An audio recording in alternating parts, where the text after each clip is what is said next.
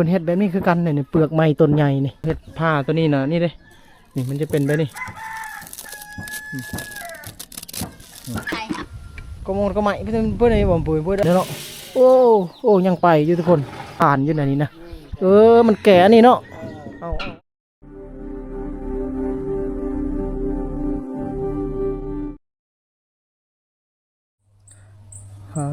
บัดนี้สาลีเปิดคลิปในชุดนี้กำลังสิเดินทางเข้าหมู่บ้านนะสาลีไปทางนี่นำลายเป็นทางลัดเลยทุกคนผู้สาลีมาแต่ผู้เป็นทางลัดบูฮูชีไปในใดๆนี่เอาเดี๋ยวต่างกองเราจะก็ความไปก่อน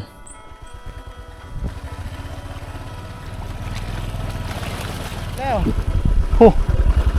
นำลึกอยู่เลย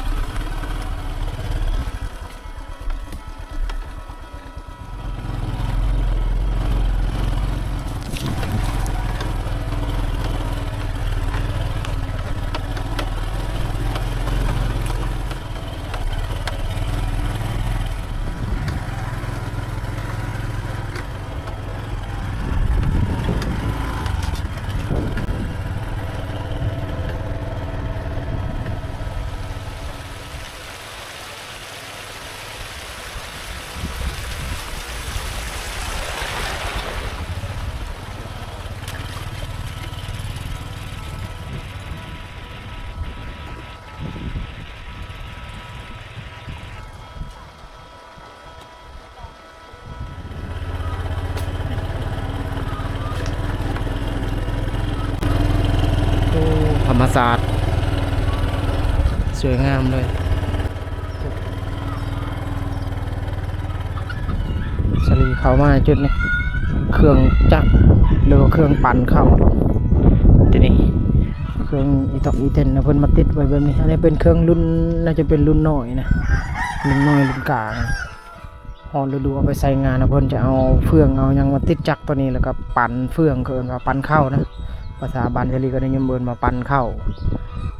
ก็สามารถพบเจอในยามที่เพิ่นใส่งานในฤดูนี่แหละเริ่มเก็บเกี่ยวแล้วเพิ่นบางเฮือนบางจุดกับเพิ่นก็เอาตัวนี้ไปใส่งานได้สำหรับในจุดนี้เดี๋ยวอัวกองฟังนี้นี่เด้บรรยากาศทุกคนเฮือนหลังใหญ่หลายหลังอยู่เลย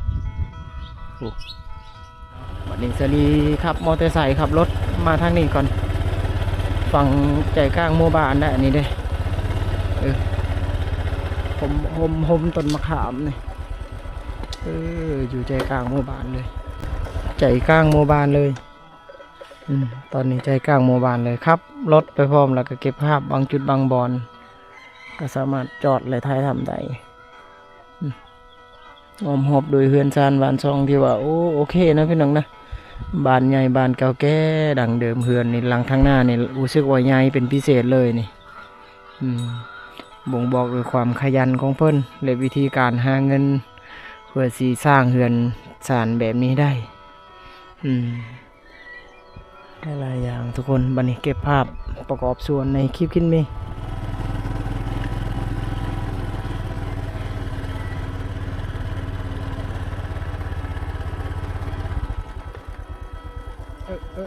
แปด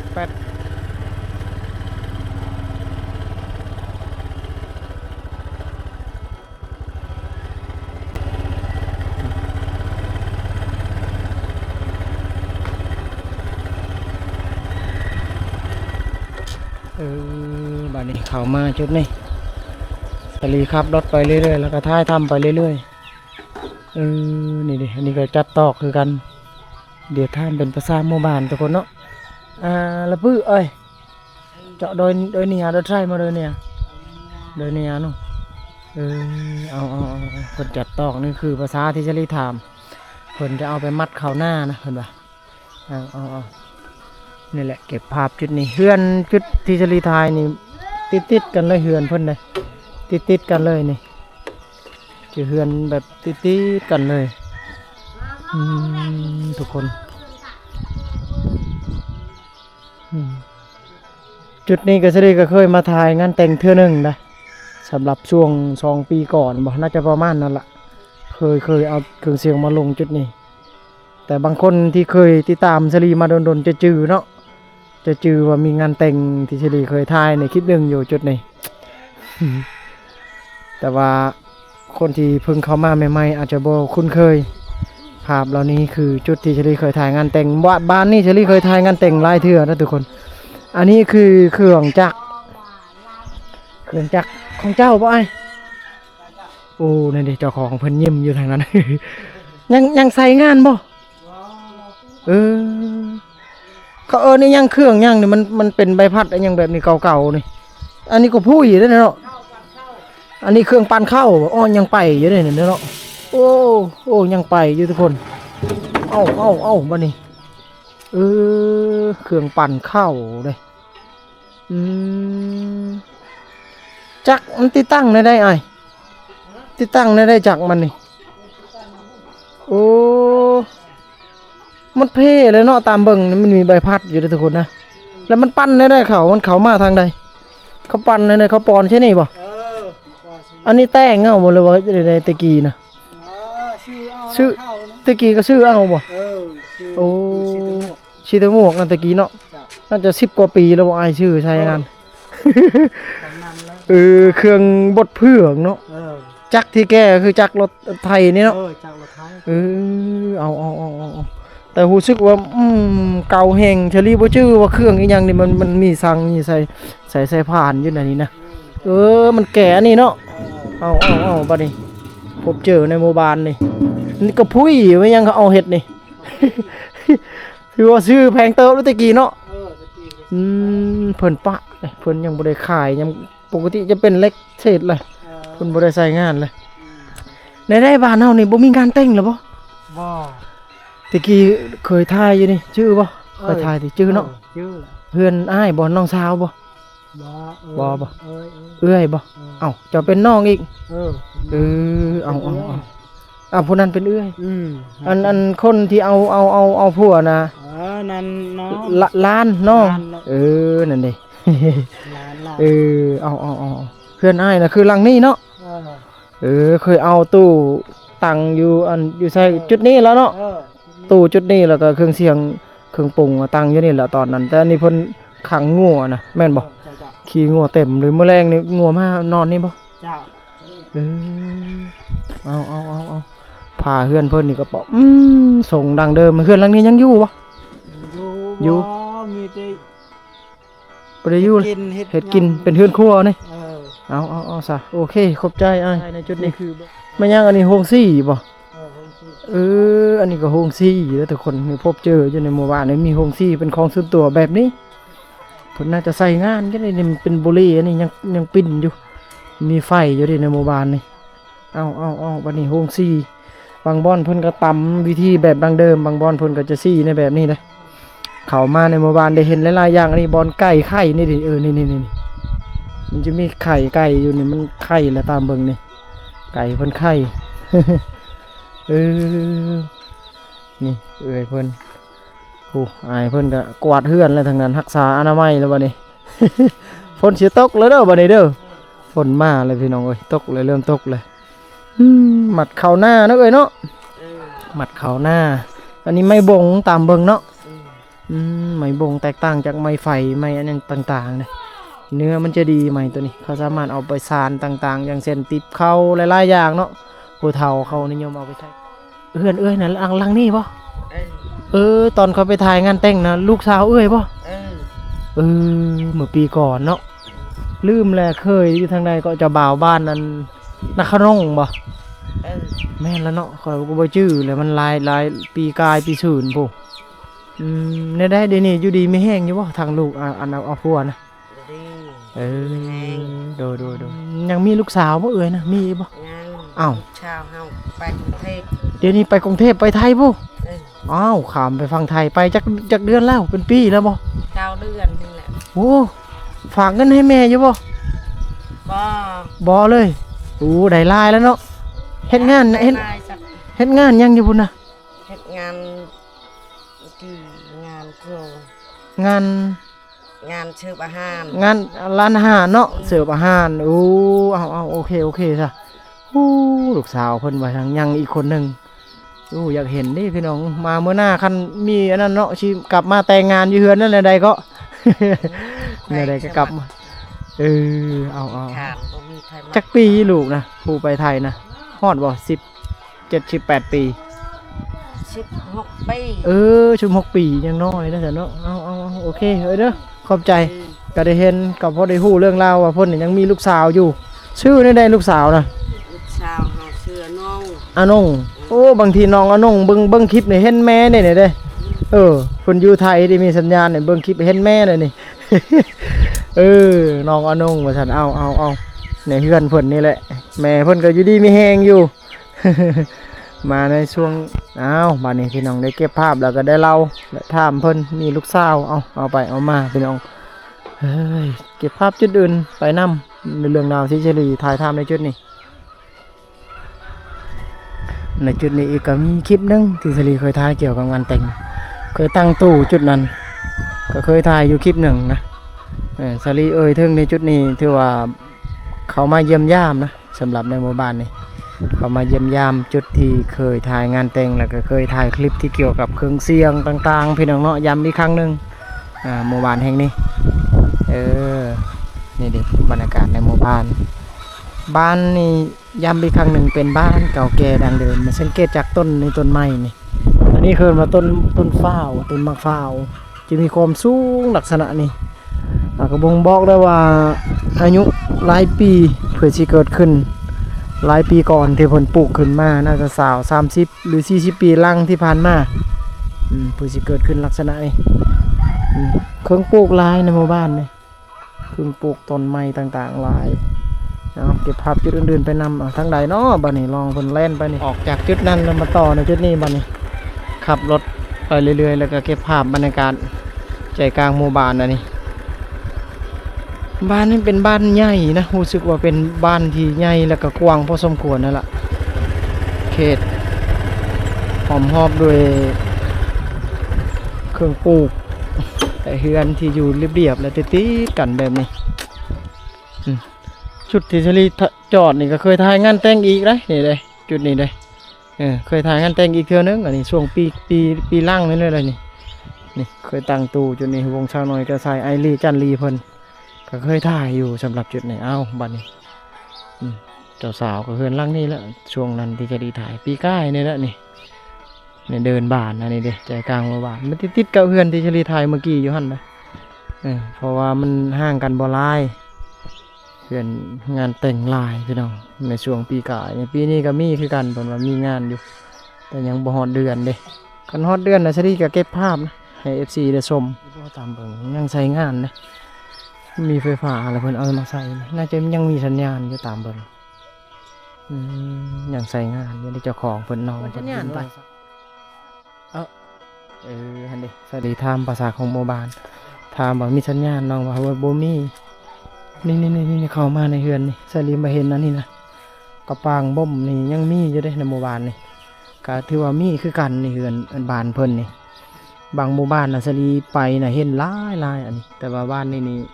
จุดเดียวนั่นแหละสลีเห็นแต่ว่ามันน่าจะมีจุดอื่นนำแต่ว่าบ่ได้เจอนะก็คือเพิ่นเอาไว้ใส่งานตัวนี้เพิ่นบ่ได้ใส่นะกระปองบ่มเป็นเศษเล็กที่ยังลงเรือให้เห็นจากอันนั้นเมื่อก่อนนี่ลูกบ่มนะลูกบ่มที่ไปที่มาก็ซับซ้อนนะมันจะมีลูกน้อยๆอยู่แต้มนี่ตามที่ผลได้เคยเหล่าต่างๆเฉลี่ยกับบ่แน่บ่เข้าใจรายละเอียดชัดเจนคือกันแต่ว่าที่แน่ๆกระปังบ่มจากยุคเมื่อก่อนหลังสงครามเสร็จสิ้นสำเร็จต่างๆแล้วเพิ่นก็เศษเหล็กพวกนี้เพิ่นจะเก็บมาไว้มาใส่ตั้งแต่ตอนนั้นจนฮอดปัจจุบันนี่ก็ยังลงเรือให้เห็นนะโอ้เหือนหลังนั้นมุงเป็นนะเดี๋ยวไปเบิ่งก่อนตาจะรีกันนี่ยังมีให้เห็นอยู่ทุกคนเนาะหลังคาเป็นถือว่าเป็นทรงแบบดังเดิมแท้ๆเลยนี่เลยบานชลีนะบ่มีแล้วเพิ่นยังใส่อยู่ในเหือนนี่เด้อผาเหือนเพิ่น แต่ว่าเศร้านี่เศร้าเหลี่ยมแต่รู้สึกว่าจะเอาควันทากเลยเป็นเหลี่ยมก็ตามเบิ่งมันจะมีรอยควันรอยผ้ามีดอยู่เสาเพิ่นนี่เฮือนเก่าแก่ทุกคนซูมภาพระยะนี่สลีเอากองถ่ายนะซูมได้ประมาณนี้แหละนี่ทุกคนเลยยังสามารถพบเจอในเฮือนหลังนี้ก็คือหลังคานะจะมีแป้นนะมันบ่แม่นปัจจุบันนะพี่น้องเพิ่นทากแบบนั้นนะต้องแสดงว่าเพิ่นมีควันเลยมีดพาที่ดีงามเลยเหมาะสมและไม้ก็ต้องมีเพียงพอที่สามารถจะเฮ็ดขึ้นมาได้ก็บ่งบอกได้ว่าภาพที่ยังลงเรือให้เห็นสำหรับในหมู่บ้านนี้พบเจอนะขณะที่เฮือนอื่นๆนี่เพิ่นมุ่งกระสังกะสีหรือกระเบื้องต่างๆที่ทันสมัยหลายอย่างแล้วก็คือมาอวยทางนี้อันนี้บ่ได้ใช้งานเพิ่นมาไว้นี่ตีนรถอีตอกอีเดนไทยหน้าหอดฤดูงานเวียกมาหอดไทยหน้าแล้วเพิ่นก็เอาไปใส่นั่นนี่พบเจออีกจุดนึงบัดนี้บัดนี้สวยงามพี่น้องบรรยากาศนี่เดี๋ยวเก็บภาพจุดอื่นๆไปน้ำบัดนี้เดี๋ยวสลีอยู่มุมนี้ทุกคนมุมที่จะได้ถ่ายนะมุมพุ่นนะอันนี้อยู่นอกบ้านนี่บริเวณอันนี้นี่พอเพิ่นมาเอาน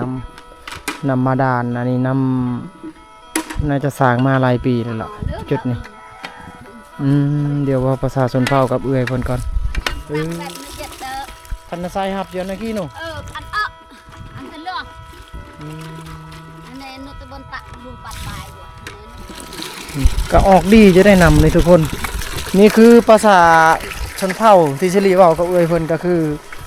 หลายคนมาใส่มาเอาด้วยนำผู้แส่ผู้สาวเพิ่นว่าบางทีตอนค่ำๆเวลาชั่วโมงนั้นที่เพิ่นมาใส่นำเนี่ยก็จะพบเจอเลยแต่ว่าจุดที่เฉลี่ยถ่ายในนาทีนี้ยังบ่มีเพิ่นมาเอาภาพจุดอื่นทุกคนนี่คือที่เฉลี่ยเก็บภาพในจุดนี้จุดอื่นๆนำแบบไปแล้วเฉลี่ยไล่แบ่นะเพิ่นปลูกมากอันนี้นะมากอย่างนี้มังมังเล่นเต่าอย่างนี้มังทุกคนนี่ดิเพิ่นปลูกกันแบบนี้ยกสูงเลยนะเพิ่นปลูกแบบนี้นะทุกคนนะนี่ดิมากมันนี่มันจะออกมากอยู่เชอรี่ไล่แบกินเมื่อกี้นะนี่มันจะออกเป็นมากไปนี่อยู่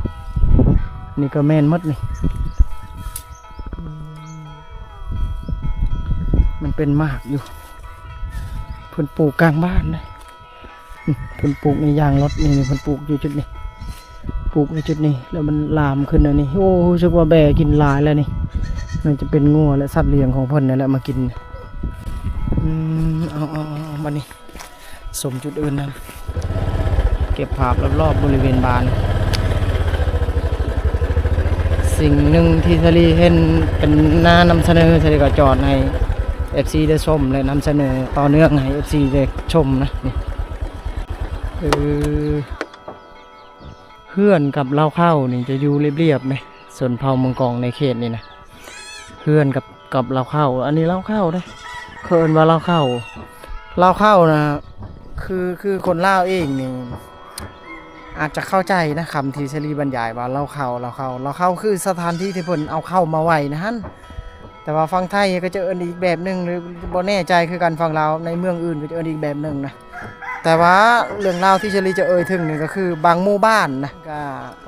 เอาเราเข้านี่ไปไว้ในเขาเอิ้นว่านอกบ้านไว้นอกบ้านนะบางส่วนเผานะแต่ว่ากระส่วนเผามังกรคือกันเมืองนองนี่เชลีเคยเห็นนะเคยถ่ายในคลิปหลังเพิ่นเอาไว้นอกบ้านเชิดว่าเฮือนหลังนี้เพิ่นก็เอาไว้นอกบ้านหมดหลายๆหลังก็อยู่ในนอกบ้านบ่แน่ใจว่าประเพณีของเพิ่นเฮ็ดแบบนั้นนะก็คือเพิ่นจะคิดว่าอันตรายบ่ไว้ในบ้านนะการน่าจะประมาณนั้นเปลืองเอาเพิ่นทอกไว้เลยเด้อันนี้หลังนี่ก็แม่นนี่เหล่าเข้าหมดแต่อันนี้รู้สึกว่าเป็นทรงแบบเก่าแห้งเลยทุกคนแต่ว่ายังใช้งานนะตามเบิ่งนี่เสากลมนี่เสากลมเป็นเสากลมแบบนี้ทุกคนเสากลมแล้วก็ผ้านี่ก็เพิ่นเฮ็ดแบบนี้คือกันนี่เปลือกไม้ต้นใหญ่นี่เพิ่นเอามาออมแบบนี้นะหลังที่2ก็ทั้งนั้นนะอันนี้ก็แม่นบ่ได้นะเพิ่นเฮ็ดขึ้นมานี่ถือว่าพี่น้องเลย ก็สามารถพบเจอในเขตต่างๆและก็เขตชนบทเปลือกไม้ที่เพิ่นเอาเฮ็ดผ้าตัวนี้นะนี่เด้นี่มันจะเป็นแบบนี้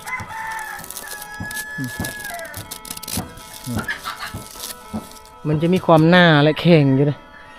มันจะกันน้ำเลยก็กันแดดได้ดีระดับหนึ่งอยู่แต่ว่าหลังคาเพิ่นนะ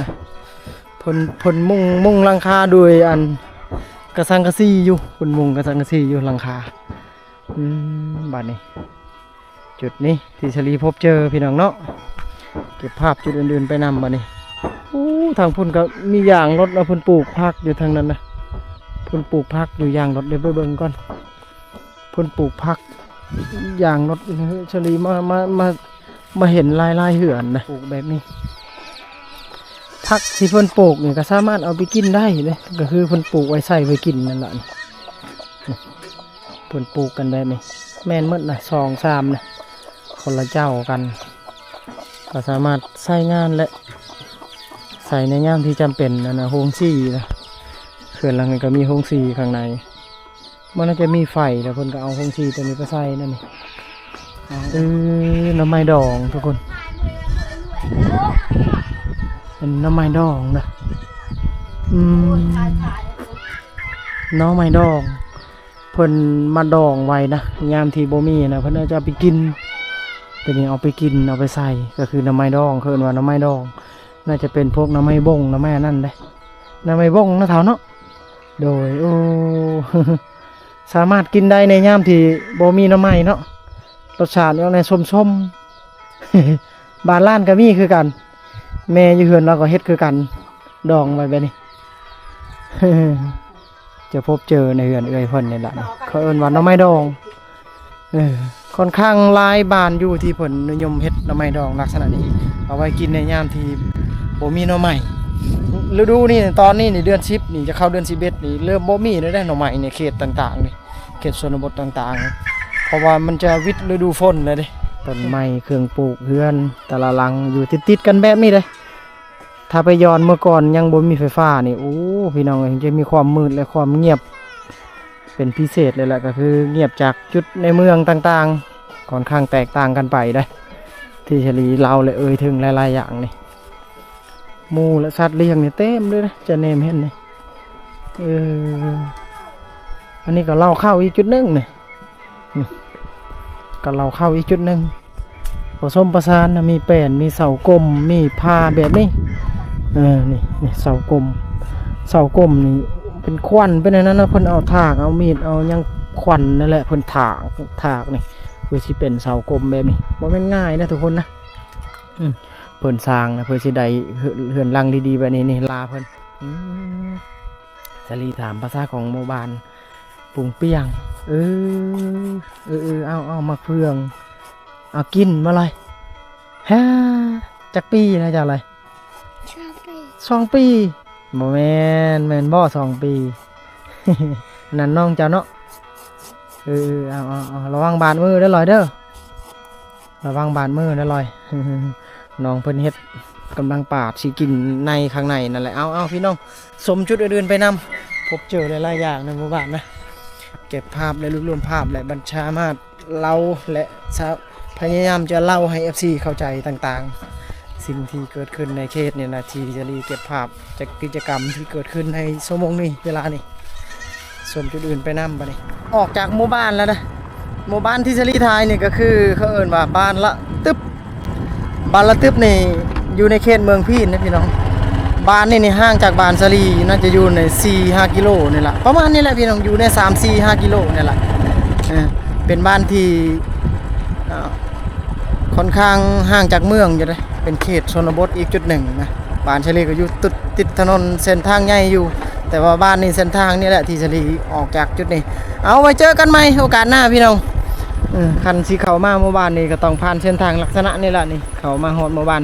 ไว้เจอกันไหมโอกาสหน้าคลิปหน้าเรื่องราวที่ชลีถึงและถ่ายทำนั่นคือชนเผ่ามังกรพี่น้องเนาะกิจกรรมที่สามารถถ่ายทำได้และสิ่งที่เกิดขึ้นในชั่วโมงนั้นๆขอบคุณหลายๆไว้เจอกันไหมโอกาสหน้า